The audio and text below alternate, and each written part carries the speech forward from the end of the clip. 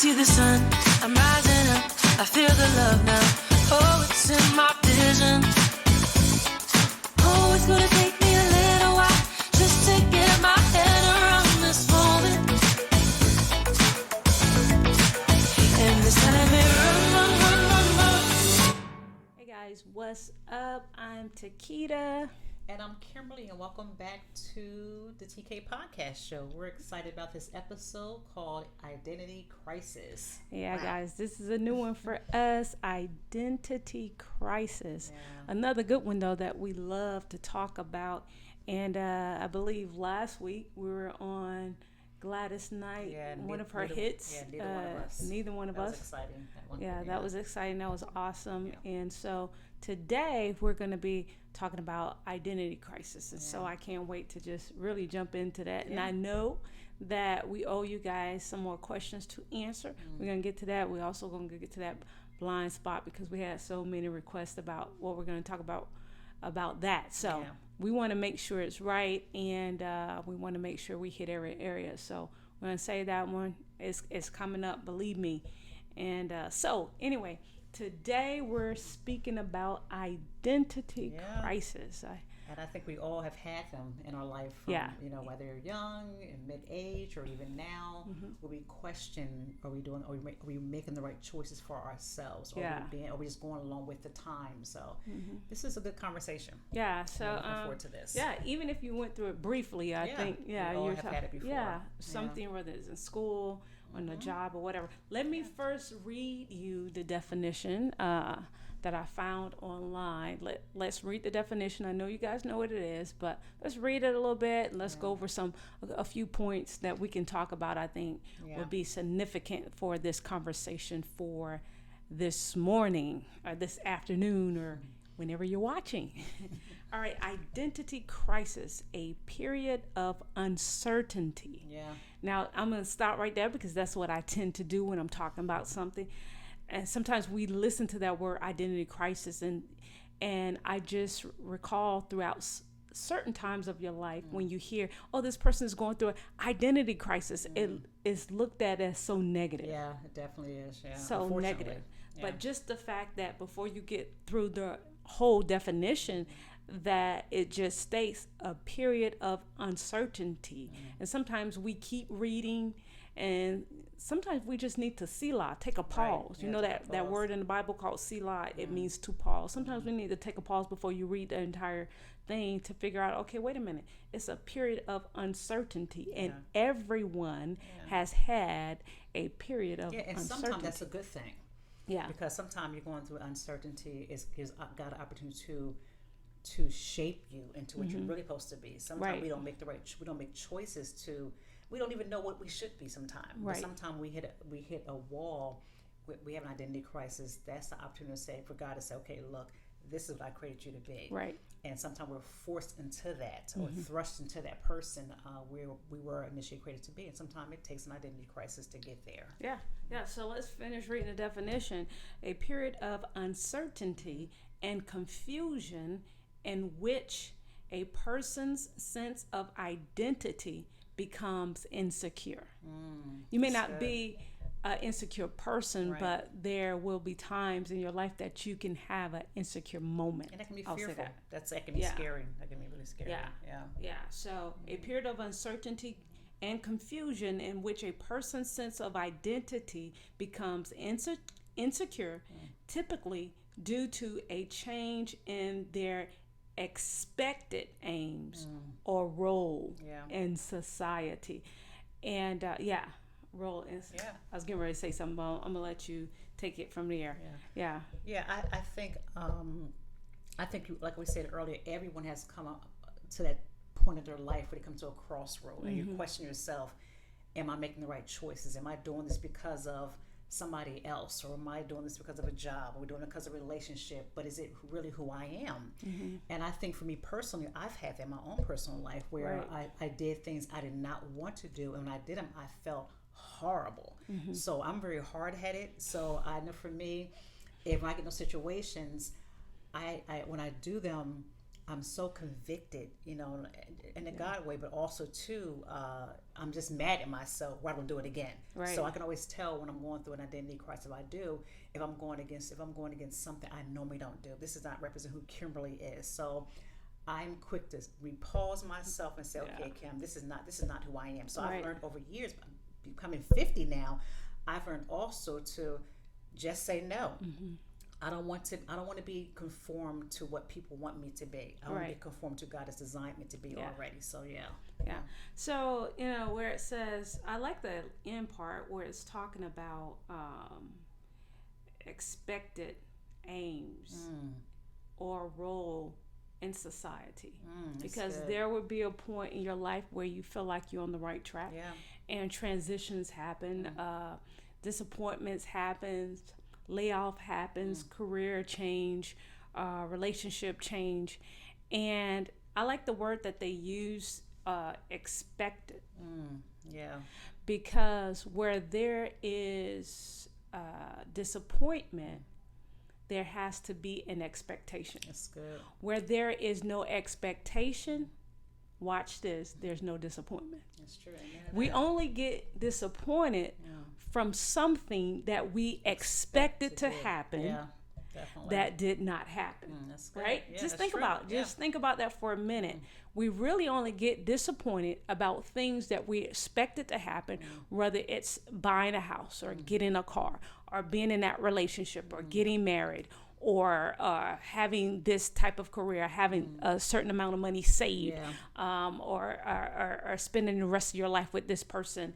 And there's no disappointment where there's no expectation. Yeah, that's good. Anytime there is an expectation that has not been met, there's disappointment. That's true. I think when you cannot be who you truly are, you're lost. I mean, if we can't embrace all of us, I say all of yourself around people who you love, you're not truly eulogized. Yeah. So I think even in friendships, close friendships, they know who you are. Yeah. But if you're cultivating a new friendship and you have to, I hate to use the word dumb down who you are because somebody's threatened by that, or dumb down who you are because they don't understand you, that is a problem. And I think in my younger days, younger days, in my 18s and 19s, I tended to say that I did that because I thought a different way. I did things a different way. So I kind of dumbed down a little bit to make myself fit in way back when. That doesn't happen along way back when, until I kept saying, Kimberly, you're not supposed to fit in. You are supposed to be different. You're not supposed to be like everybody else. So I think when we embrace our trueness of who we are, even with those little quirks or those little dysfunctional ways, where maybe different, not dysfunctional ways. Those differences, I think it fits like a glove. I think people get the realness of who you are when you learn how to just embrace who you are fully. Rather people accept it or not, I think it's important to embrace the fullness of God has called you to be. Yeah.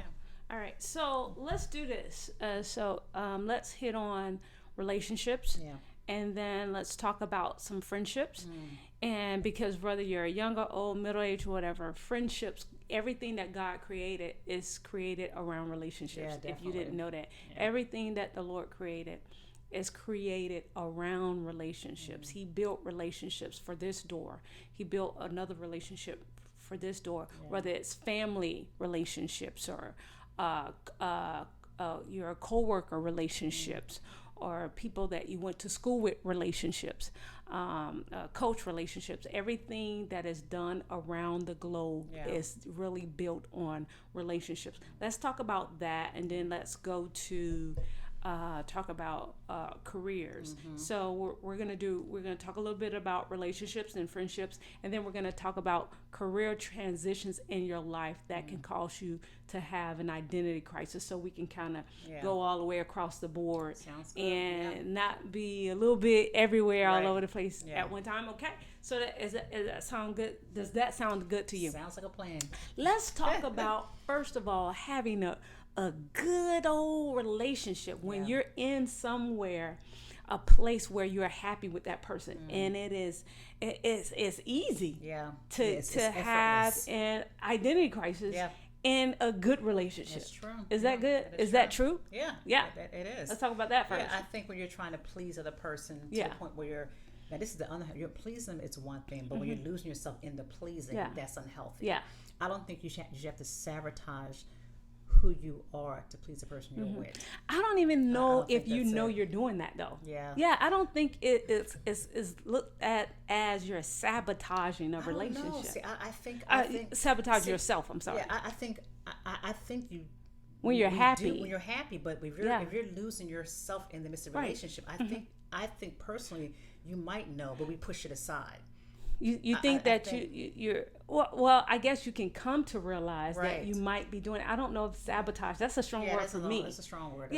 Because sometimes when you're in a relationship and you're happy and you're in a healthy relationship, you can lose yourself, or you kind of become another. As you grow and develop together, you can become your own unit, and that changes you as you get older, as that person gets older. But it's complicated. It's really difficult to remain the same person sometimes when you're connected with somebody else, and it's healthy. Wow. We're gonna talk about the bad too. But it's a healthy relationship. Sometimes it is hard because you're an individual, that person is an individual, and you're coming together and you're trying to become one. So you're one in that relationship, and then you're one in I misunderstood the question. I was thinking in a healthy relationship, but if you feel like if you're losing your voice, if you're losing your self-relationship, then that's what we haven't gotten to the dysfunction part yet. I kind of jumped overboard in that right there. Not to the dysfunction. We're going to get there, though. Right. So part of the question. So I'm talking about when it's good. Sometimes you got to make sure you're still balancing everything out. Because you don't... it's it's hard, and like we said, it's hard to remain the same. Sometimes you can judge yourself, or sometimes you're not the first to know. Maybe your friends are the first to know, and your family is the first to know. Man, you're different, but you could be different for the bad, or you could be different for the good. But sometimes you're different for the good. Some people don't like that's that. That's what I'm saying. It's hard to stay the same. Go ahead. I think anything healthy. I think in any kind of relationship, you have to constantly grow. You're constantly cultivating. You should be going from glory to glory. You know how that goes. So I think that should be something to be applauded. You know. I think that's not identity crisis. That's knowing your identity. Who you were born to be. You grow into that person over the years. Now, if you're going backwards in a negative way, that's something different. But I think that's a good identity crisis. There's a bad one, I think, and there's a good identity crisis. The good one is I'm growing to know who I'm becoming that identity. So, in other words, it's not a crisis. Right, it's not a crisis. Right. It's not a crisis. It's not a crisis. Right. It's not a crisis. So you can be in something, and then maybe your friends may not understand, or your family may not understand, and it's like, oh, this person's so wrapped up into this situation, this job, this individual, and they can assume that you're having something like that, but it could be for the better, because I think in any relationship, it should be an asset. Not a liability. Yeah, definitely. In any relationship, if it's only a liability, run for the border. Run like Joseph. Run for the border. Run. Don't look back. Run. Don't look back. So when it comes to relationships, I think sometimes you can start forming and not even realize you're conforming into a different person, but it's like a butterfly, but you don't realize that you're actually becoming one unit with whoever you decided to choose to be in your life, your forever, or you're a happy person right now. So in that goodness that we just said, now let's talk about breakups. Because all this I got right here, y'all, kind of jotted down my information, because this is good. So you talk about identity crisis, talk about getting into something that's healthy, getting into something that's good. But what happens when it doesn't last? I know last week we were talking about neither one of us, but what happens when it's unexpected? Remember that definition. Unexpected, confusion, or I actually chose to walk away, but even in my choice, I'm confused at where I go now, because me and this person have been one for so many years, for so long, now I'm feeling a little Yeah, lost. and So that's, let's talk about yeah. breakups and And that's identity why crisis. it's important to really, even in healthy Yeah. relationship, to have a voice, Yeah. to keep your identity, to grow together as a couple, period, but also to you know to have your own identity still, to know, because sometimes you so in healthy relationship, in unhealthy relationship, sometimes you do lose yourself in a person so much where you don't have a voice, and that's unhealthy in general. So when it comes to breakups, and then you're looking like, okay, I feel like I'm about to go crazy. Everything I had was in that person, and I think that can be kind of dangerous. You have to have a sense of self, a sense of. I just think personally, you have to have a sense of self. Right. You really do. And you've heard so many times over the years where a person could say, they don't want to break up because I can't live without you. Yeah. But here, I know you've heard it, I've heard Right. it, you've heard it as yeah. well over the years. Hearing whether you saw it on a television show or a movie, or you've heard somebody say it, I can't live without you.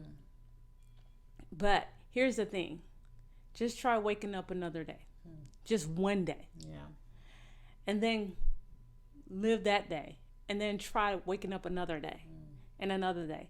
Guess what you're doing? You're living without that person. And it could be hard, it could be difficult, and sometimes you might go into like a little slow depression. You might want to sleep all day, you might want to eat all day, you may not want to get out the house, you may want to close yourself in. So I'm not judging that. We're not judging any of those things, because that's called being a human and being in love. And just like the song that Whitney sings, where do broken hearts go? Can they find their way home? So you will have those particular situations that will happen, those emotions that will be like a roller coaster. But just try waking up one day. Don't look at your whole entire life flashing before you. Try waking up one day. And then if you can wake up that day, you can wake up the next. Amen to that. You'll find yourself, a year has passed. A year has passed. So you can live without that individual. But what happens when you break up and you feel like, okay, there's an identity crisis? Well, one of the things that I can think in my head, it takes time sometimes to regroup and get yourself back. It takes time. No doubt. It takes time, because you become, like I said, you become unified with another individual. You become unified with that career, unified with living like that. Whatever you chose to do, you were married to it in a way. And so it takes time to get yourself back. Yeah, that's true. And that is something worth fighting for. Amen to that. That's Because true. I do believe as we go on in life and as we get older, we begin to get better and we begin to get more wiser, more mature. And so we do change. Change is inevitable.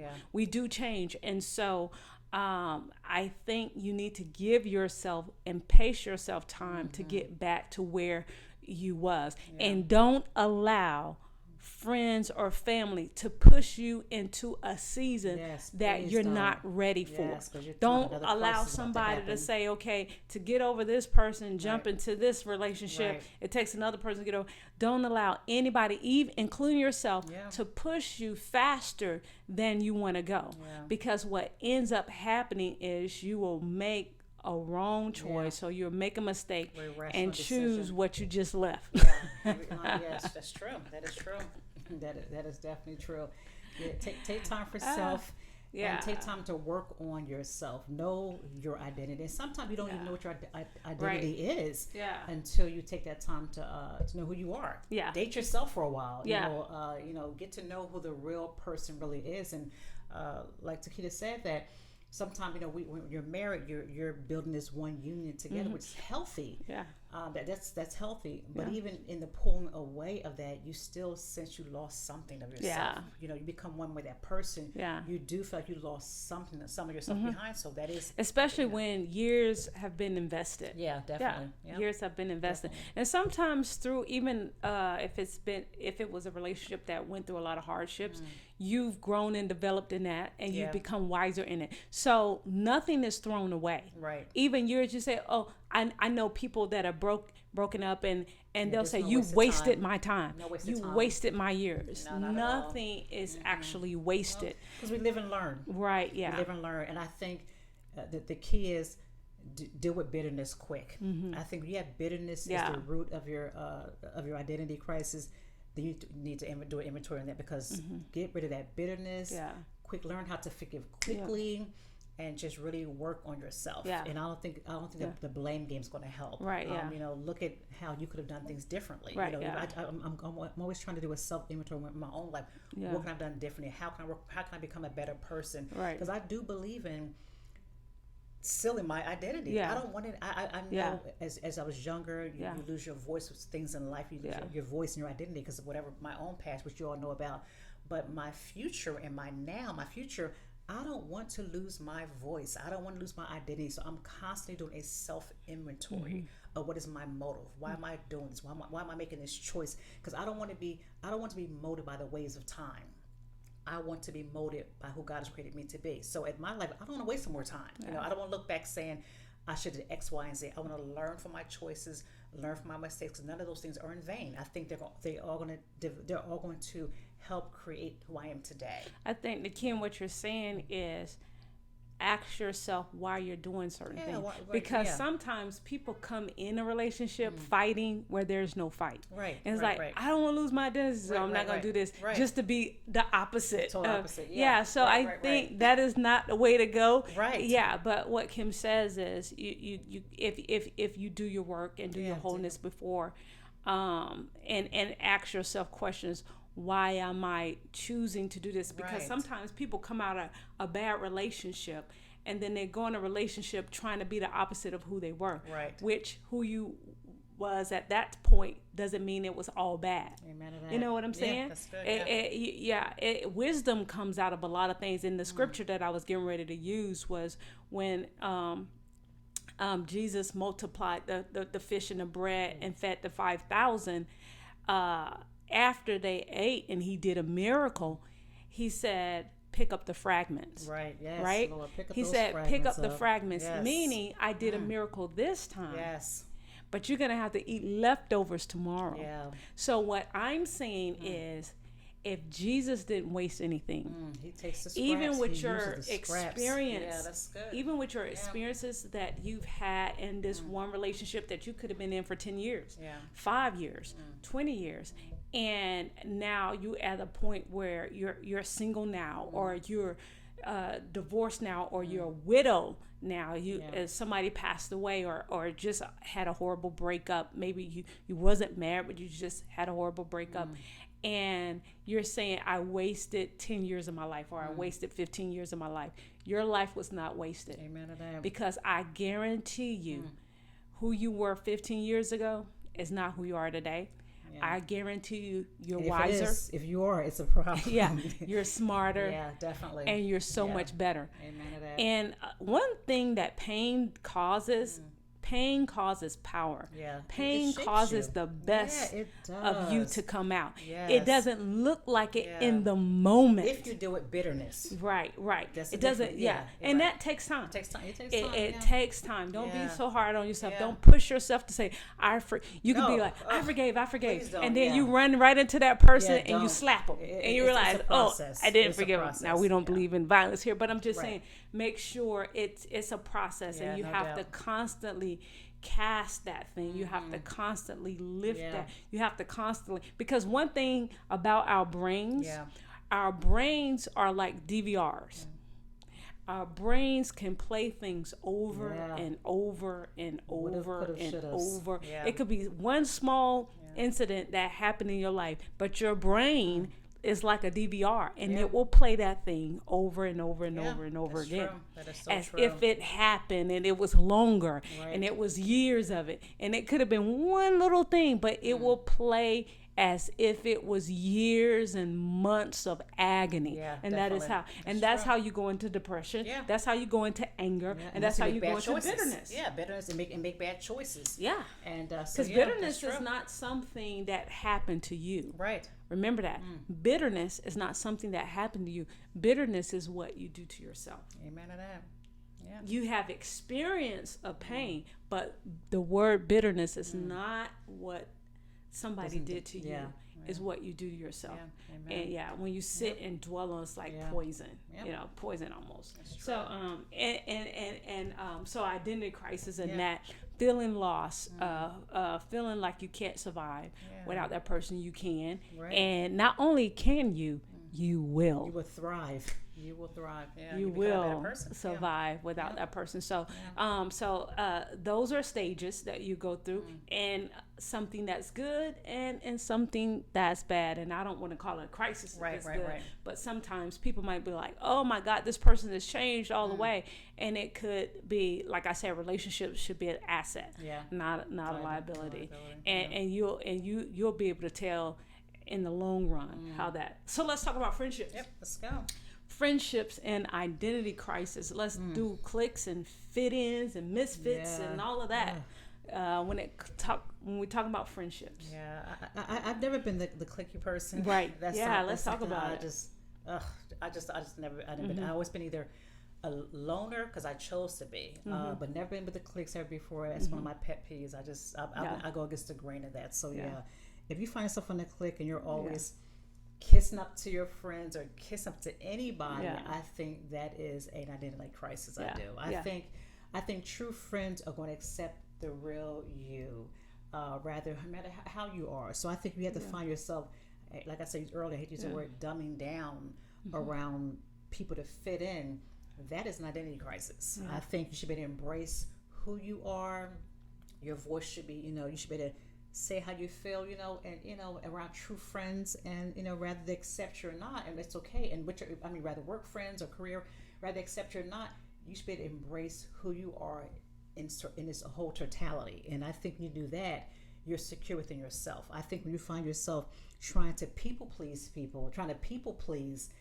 that's not healthy. You would never really know who you really are truly by doing that. So I think letting that part go of your life and say, let the chips fall where they lay, because if you just accept who you are and the wholeness of who you are, I think you're going to do well. You'll be able to fly into your trueness of who God has created you to be. When it comes to friendships, it starts early because, like I said, everybody wants to be. I don't know if I said this earlier. It's just a thought that I had. Everybody wants to be accepted. Everybody wants to be accepted, and it starts when you're a child. From playing on the playground to being in elementary school, to being in middle school, to being in sports, to being a cheerleader, to getting on the basketball team or the volleyball team, or and those things are great. But then who am I going to connect with on the volleyball team? Right. Or from that to high school, to being the best dressed or the best looking or the most outgoing. And when you don't mature and allow yourself to grow, and sometimes be disappointed about certain things, and allow that to do what it needs to do in you, you become that 20, 30, 40-year-old and on the job having the same issues. One of the things that happened to me when I moved to Texas, I remember being asked that I want to be a part of an organization with journalists. And no shade to the journalists who are awesome, but one of the things that I did notice, I remember the Lord saying, don't get off track, because we came here to do ministry. And I noticed that some of the people, not all of them, they were very petty. Some of the women that were in the organization were very petty, and it reminded me of high school. And because you're older doesn't mean you're mature. Amen. That's true. And I chose not to be a part of the association because of the people that was in the association. Yeah, you went to college. Yeah, we graduated. Yeah, we majored in this. But the character, not the personality. Personality is God. God made you. Your character can change. But the character that I was seeing that was portrayed for women of that were our age and women of color, I found it to be that high school thing again. I can't do it. And I chose not to participate in that. I turned it down. But there would have been a time in my life had I not done my own inward work. Inventory, self-inventory. Had I not grown and developed, had I not known who I was outside, I didn't need that to make me feel like I was somebody. Right. Even though I was hanging with a group of people that's what they were a part of, and it does bring some type of whatever to your name, but I didn't need it. Yeah, it's almost like you And have I to get still the I don't don't care need syndrome. Right. And that comes through yeah. life. And it's like, and it's knowing who you are, getting to know yourself. Yes. A lot of times, and that's the mistake that I think sometimes that we do as women and men when we want to get the right person. We study how to get the right person. We figure out what they like, what they like to eat, how they like to, where they like to go, where they like to dine, what music. We do everything to attract the person that we're going after. Right. And sometimes we get books and order books and say, man, I can win them if you know, I can win them if I'm a great cook. I can win them if I buy a sports car. Right. You know, I can win.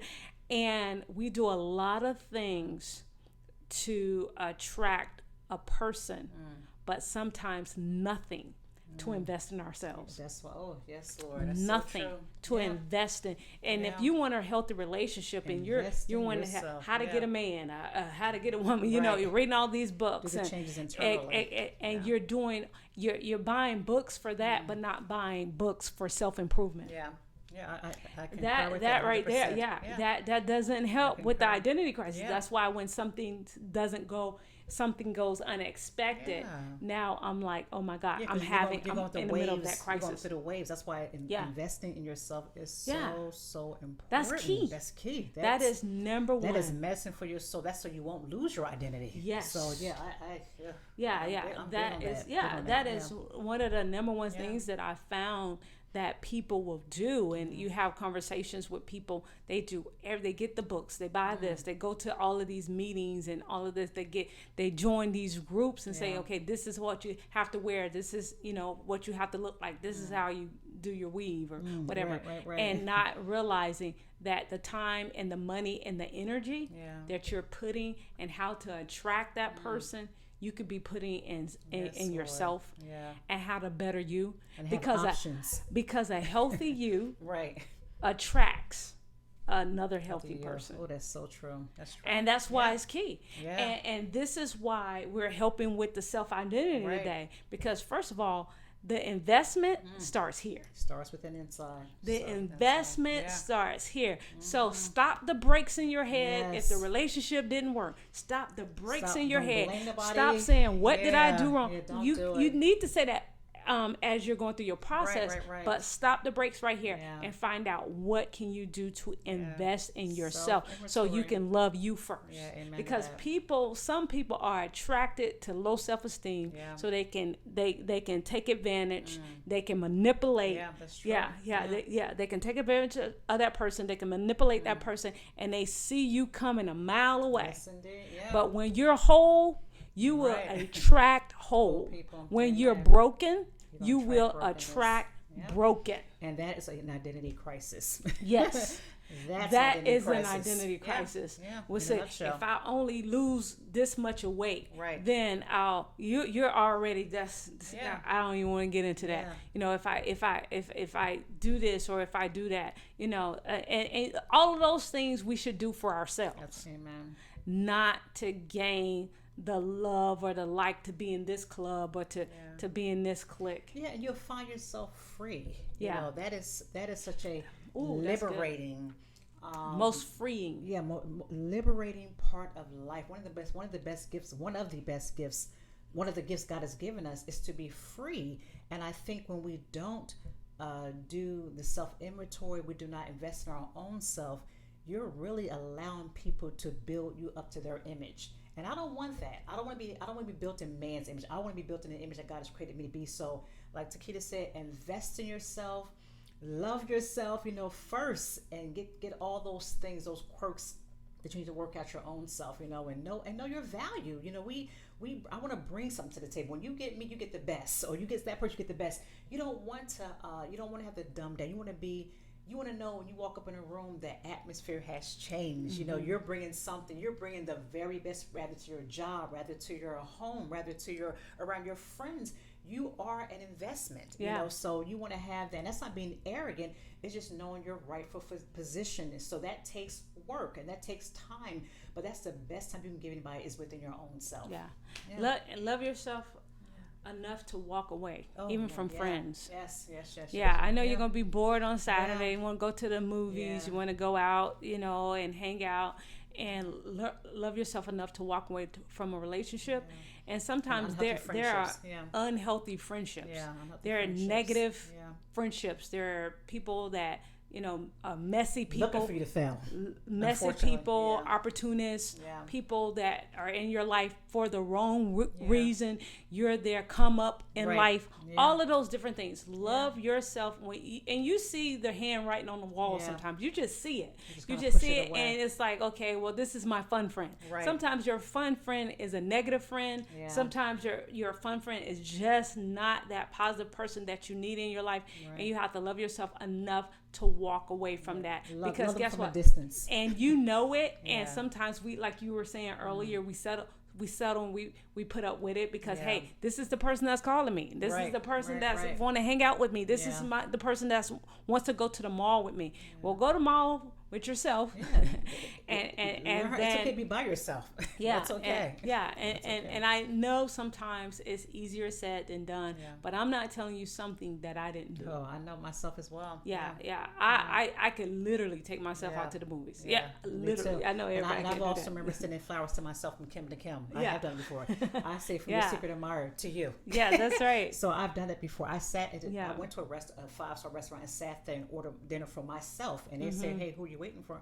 No one. Just for myself. So I've learned how to celebrate myself. So anything else is icing on the cake, because I've done it for myself first. And some friends think if you're not with them, you're not gonna, or something. They think something's wrong. You're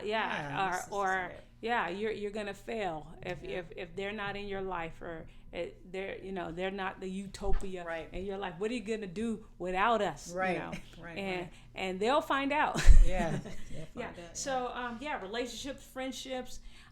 It's okay being that misfit, in school. If you're young, it's okay. God made, I think, Kimmy was saying this earlier, unique, different.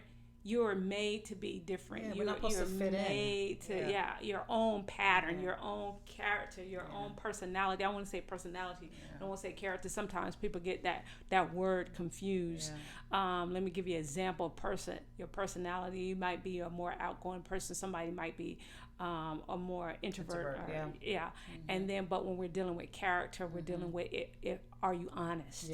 That's a character, not a personality. That's character. So it's different between character, personality. Last thing we're going to talk about with identity crisis, we're going to talk about that career, that man pleaser, that kiss up, that money over true self, that compromising of integrity.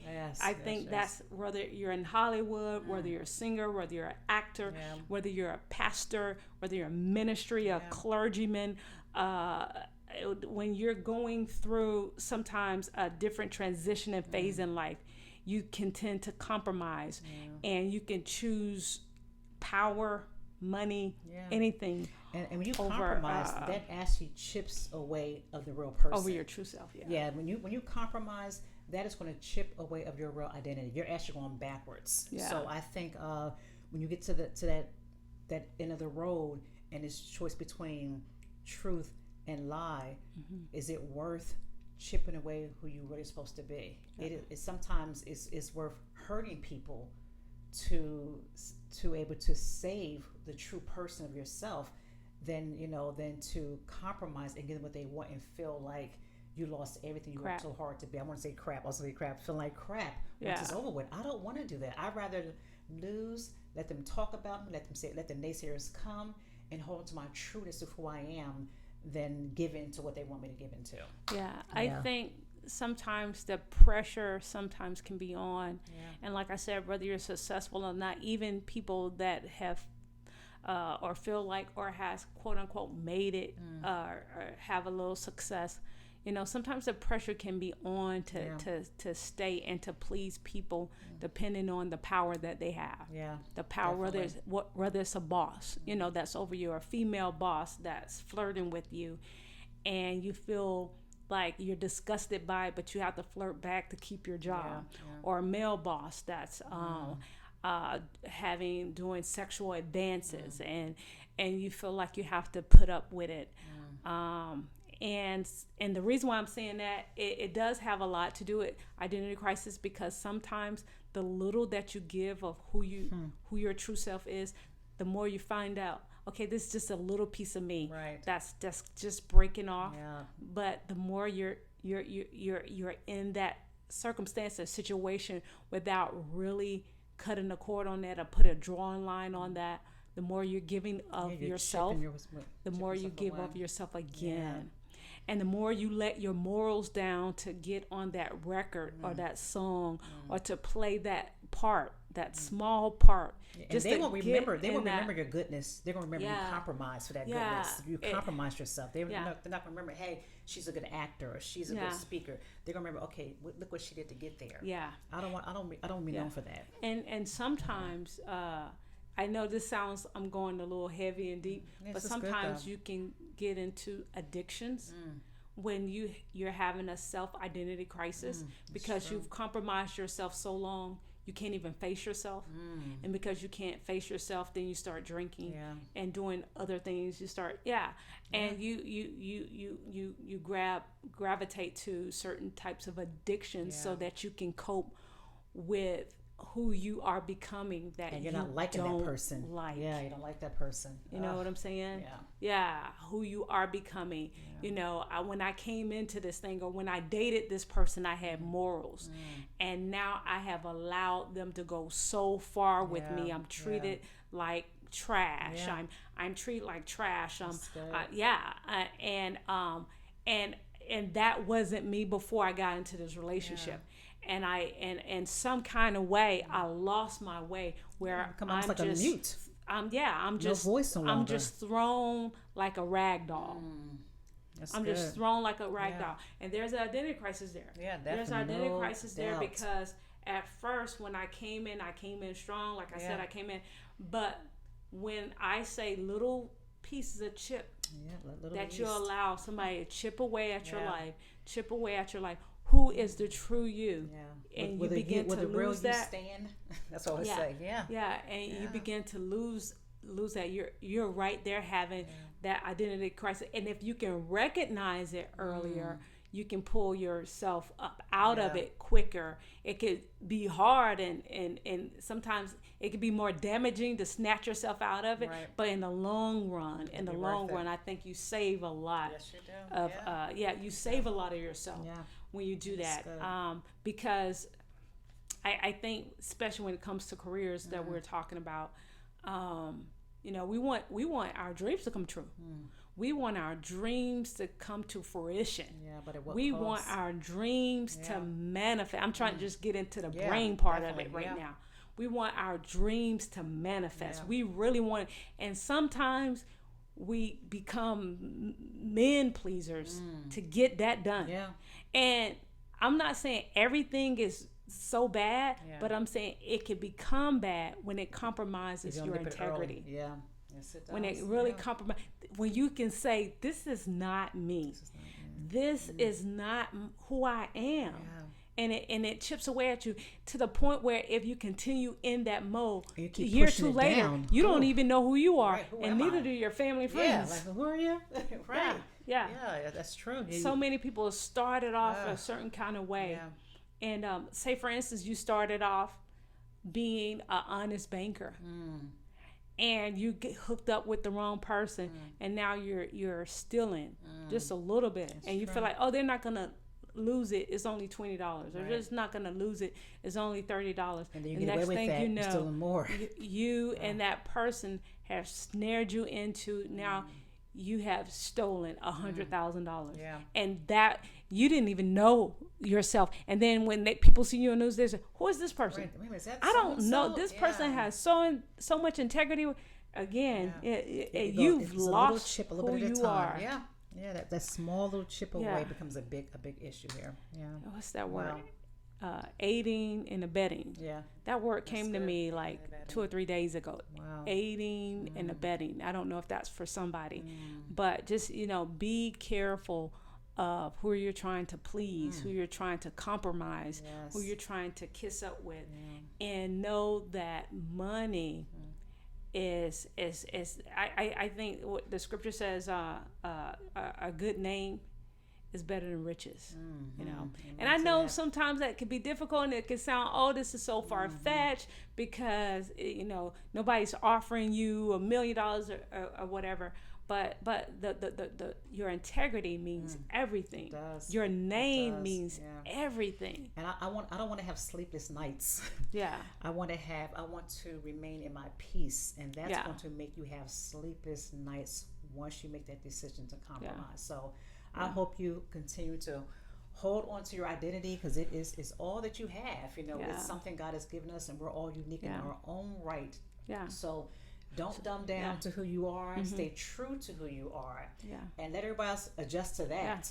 So yeah. So I think sometimes in our pathway of life, we should ask ourselves every now and then as years go by, who am I? Who am I? Yes. Who am I? Oh. And what do I want in life right now at this moment? Because what I wanted 10 years ago may not be the same thing I want, at 50 or 60. Who am I? And what do I want?